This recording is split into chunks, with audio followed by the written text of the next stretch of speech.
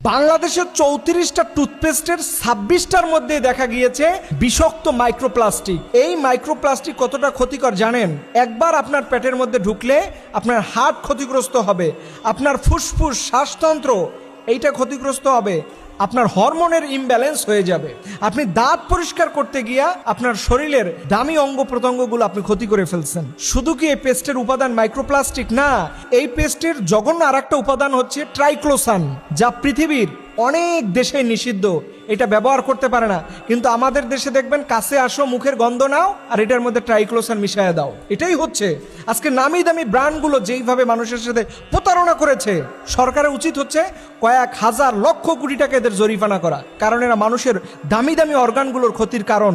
এরপরে এই পেস্টের আরেকটা উপাদানের নাম হচ্ছে সোডিয়াম লরিক সালফেট, যা ফেনা হয়। দেখবেন দাঁত মাজলেই ফেনা হয়। এই যে ফেনা, দাঁত মাজার সাথে ফেনার কি সম্পর্ক?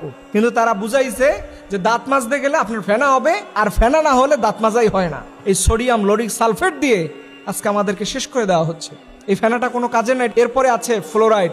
এইটা বিশেষ করে ছোট বাচ্চাদের মুখে গেলে তো কিয়ামত হয়ে যাওয়ার মতো অবস্থা। তাই আমি সরকারকে বলবো, এবং আপনারা আমার সাথে একমত হবেন, যে এই রকম বাংলাদেশের যত পণ্য আছে এইগুলোর উপরে যেন এইভাবে করে প্রতিবেদন চালানো হয়, কোন কোম্পানিগুলো দুর্নীতিগ্রস্ত, কোন কোম্পানিগুলো ভালো, এটা যেন মানুষের সামনে সরকার বিশেষভাবে উদ্যোগ গ্রহণ করে। কারণ এটা মানুষের জীবন, এই জীবন নিয়ে কারো সিনিমিনি করার মতো দুঃসাহস কাউকে আমরা দিব না। এবং সর্বোপরি ইসলামের কাছে যে মানুষ আত্মসমর্পণ করবে, এটার বাস্তব নমুনা হচ্ছে মেসওয়াক। নবীজি সেই 1450 বছর আগে বলে গিয়েছেন, আজ অব্দি দেখেন আমাদের নবী কতটা বাস্তবসম্মত, যে উম্মত যত দামি দামি পেস্টই ব্যবহার করো না কেন, এটার মধ্যে ভেজাল আছে, কিন্তু আমার মেসওয়াকের মধ্যে ভেজাল নাই।